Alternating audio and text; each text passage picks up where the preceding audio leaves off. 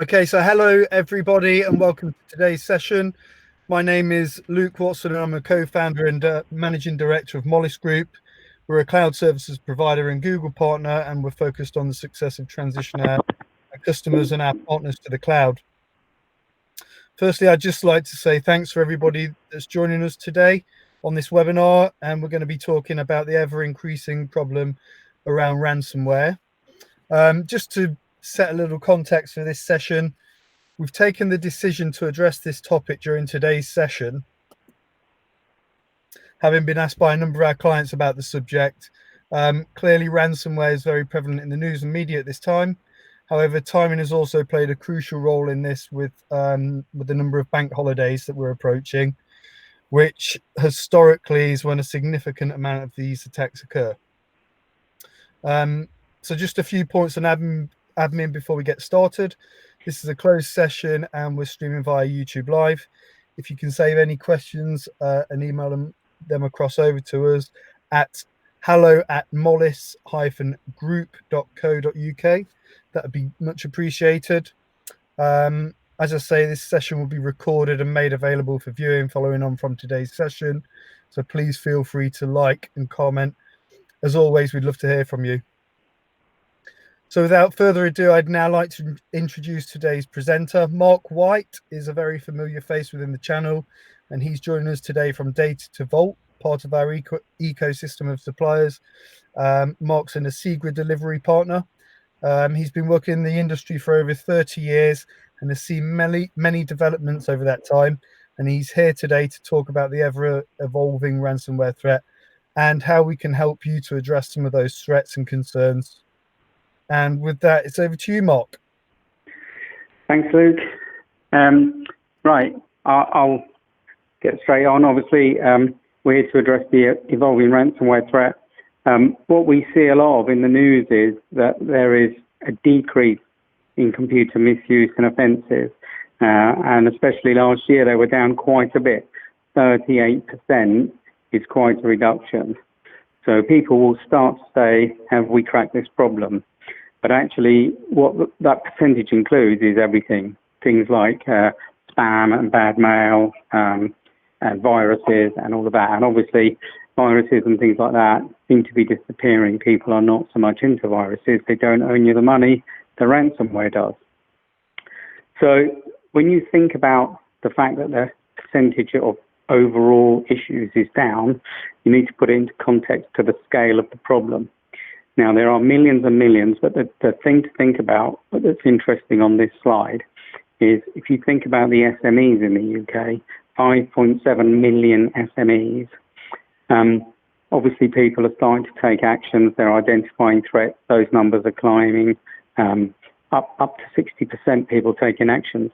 The thing that's interesting on this slide is only 27% of that 5.5 million SMEs in the UK are training their staff adequately. And training your staff is at least as important as having the right tools when it comes to things like cyber threats.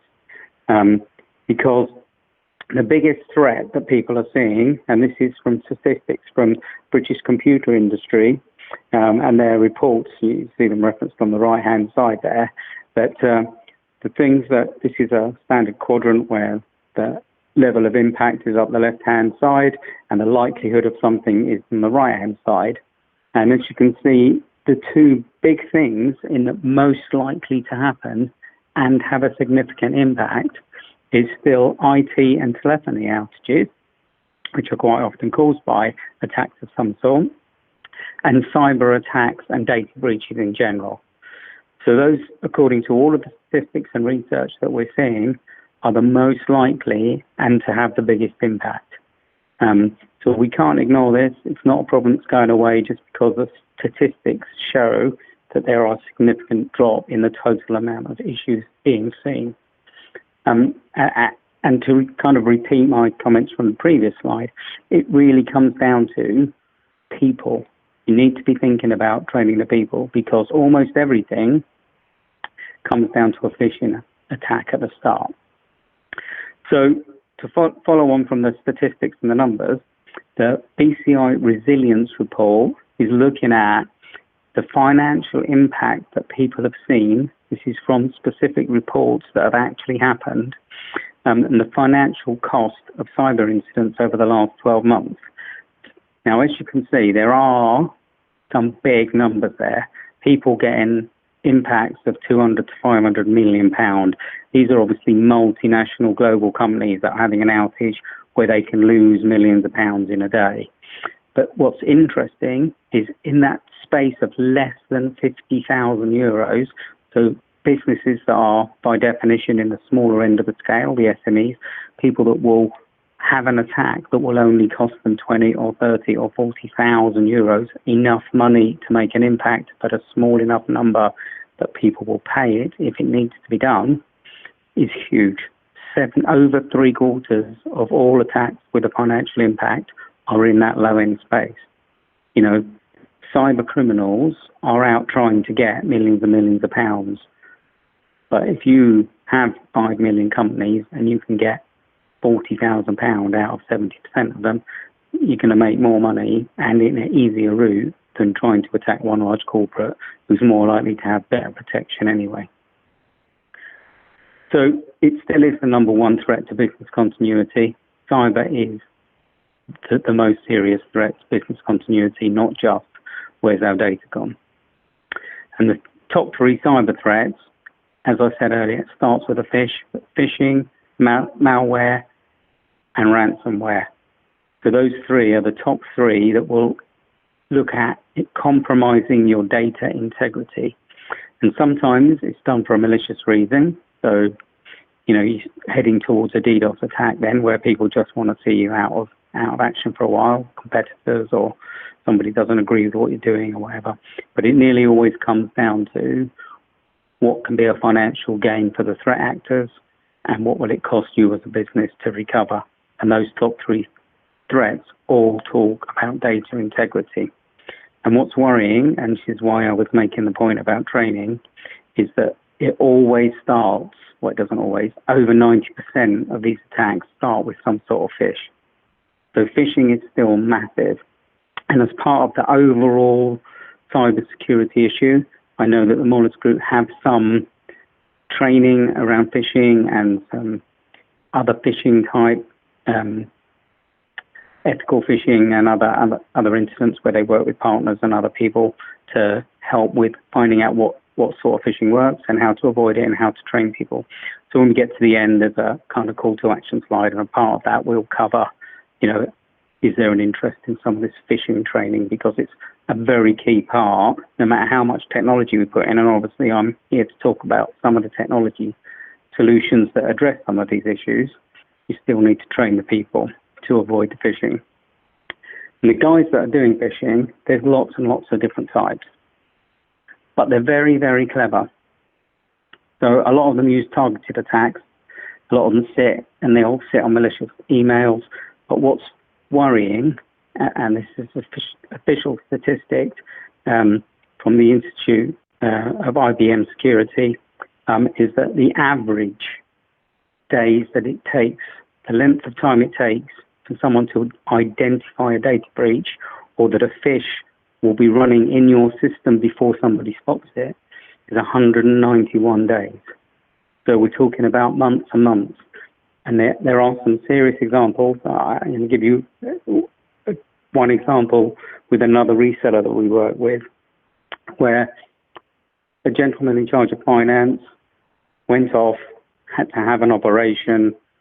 The guys who wanted to get into, they sent a very standard, can you pay this invoice, it's urgent, and made it look like an email from the FD. Can you pay this? They waited till the day after his operation, his first day back, logging onto his email and sent him an email. We know you've been off sick, really sorry to interrupt you.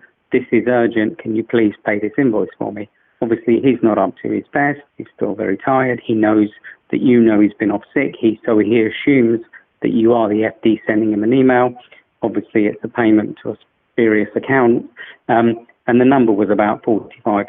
I don't know the exact number, but somewhere in that order. So that sub £50,000 mark, where as a company turning over a few million, it's still painful. but it's not a high enough number that it flags additional security questions. So the guys doing these phishing attacks are very patient, and they're getting very clever about it. And once the phishing's in there, if you're backing up, you go through backups, you're going to back up the phishing attempts, the malware, the viruses, things that are in there. If it's in your data and you're not checking it when you back it up and recover it, you're also going to back up the data. So this guy, who I'm sure is been seen by millions of people, this picture's been around for a while, Kyron Martin, he's the head of the National Cybersecurity Centre, said way back in 2018, when it comes to cyber attacks and having to deal with one, it's a matter of when, not if. Every business of every size should assume that there will be an attack and they're going to have to defend themselves from it. Whether it's unsophisticated and the tools you have in place is enough to stop it, or whether it's more complex, it's not the issue. The fact that everyone should expect it.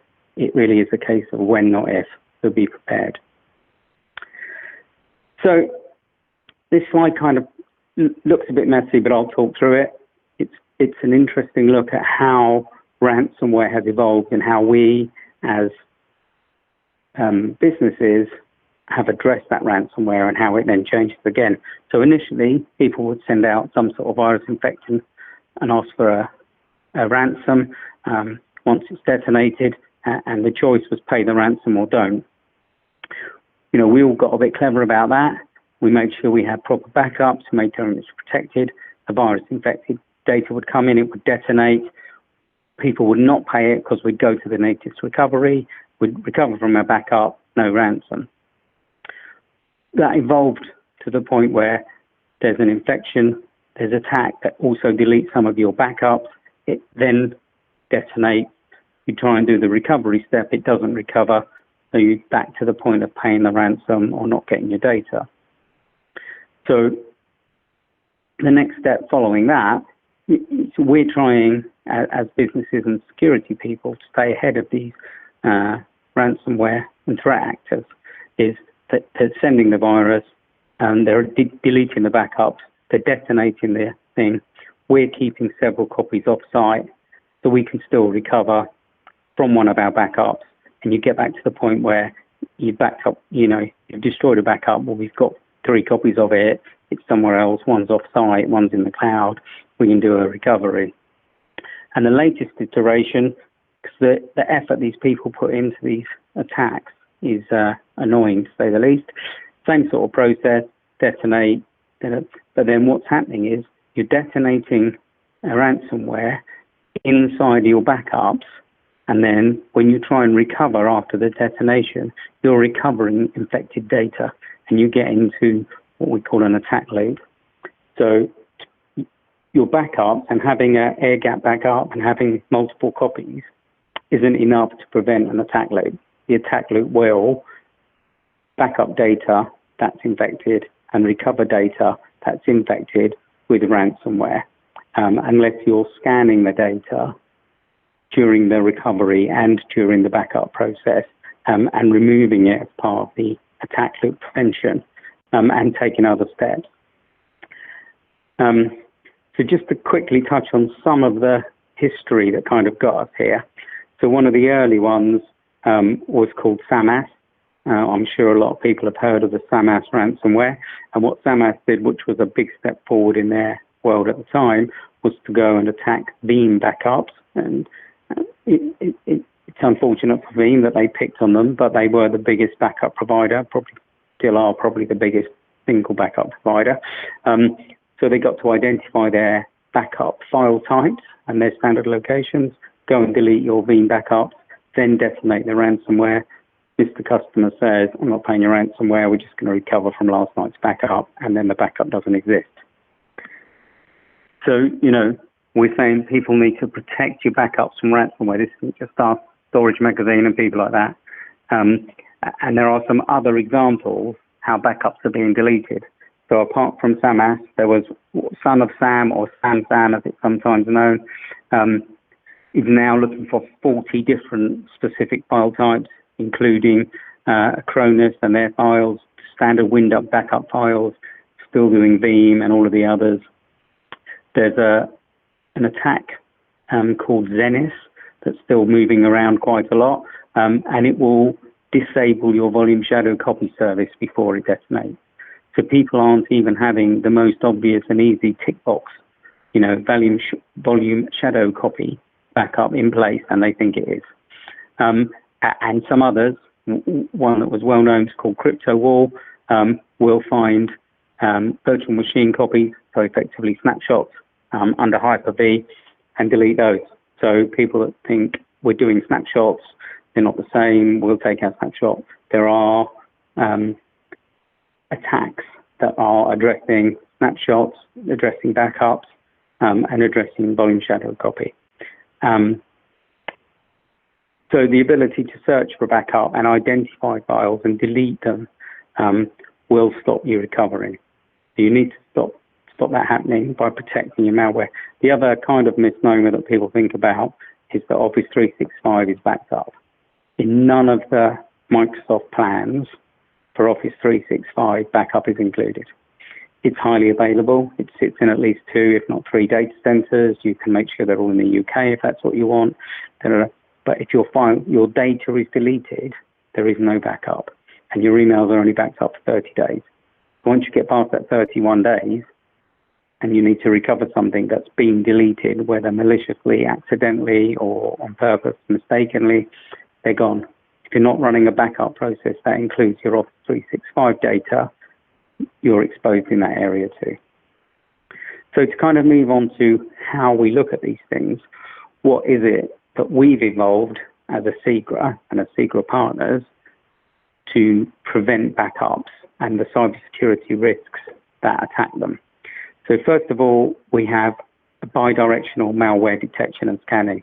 So during the backup, the data is scanned for malware and viruses and the like. And during the recovery process, if you have managed to back one up, the data is scanned during the recovery process for malware as well. So we'll find it, we'll get rid of it. We have 0-day exploit protection, so it doesn't just look at the common signatures, the known list of data. It looks at malware identifying authorization codes.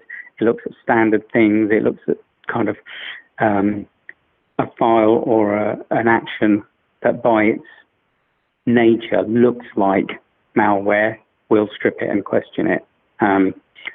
We also, the two most important things are the last two. Very, very interesting, and at the moment I still think is completely unique to a SIGRA, is that they have variable repository naming as a standard process on their backups. So what that means is that the files that get backed up are not called .backup files or .veeam or whatever the file is. They are renamed, and they're renamed daily, and they're moved about, and the SIGRA has an algorithm that lets them know what the backups are called and where they are. But a piece of software that is looking for an SIGRA backup file by its file extension type cannot find it because that doesn't exist. The names are not based on file extension types, and they are not the same from day to day. So it's a very powerful piece of prevention from having your backup deleted. And it's a managed service, lives in the cloud, so it's also removed from your systems, although there's a copy held on site if that's what you wish as well.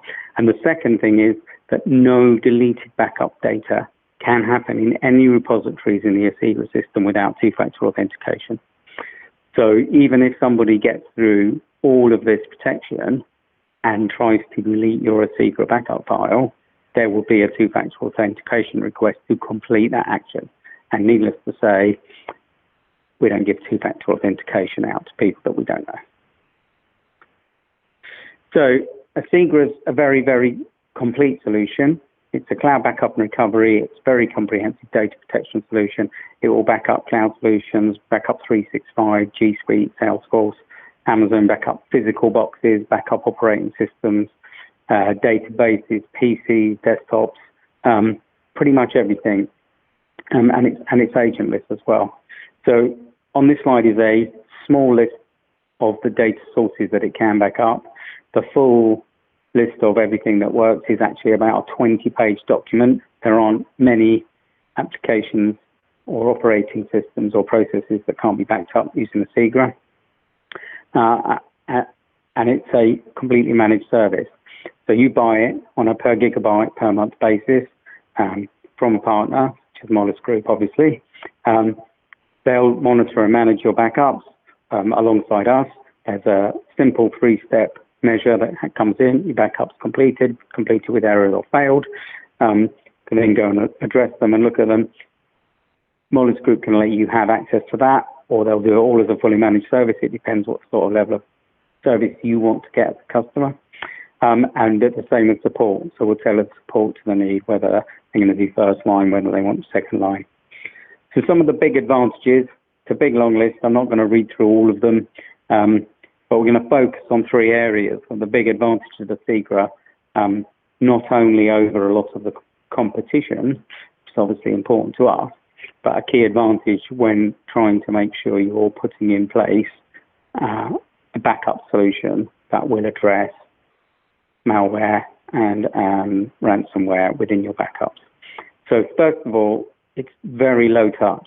It'll sit within your existing infrastructure and it's completely agentless. So there isn't, I want to back up SQL, you need to install a SQL agent. There isn't. You install on the network a backup collection service. It will talk to everything. There are not agents for anything. There are no agents within the SIGRA environment. Makes it easier to protect, makes it easier to manage. 3 steps of protection that we've covered, but I'll repeat them. Scans are filed during backup and recovery for any malware or ransomware. The variable naming for backups means that a solution that will go and look for a backup type and delete it cannot do so because the backup type is not the same from day to day.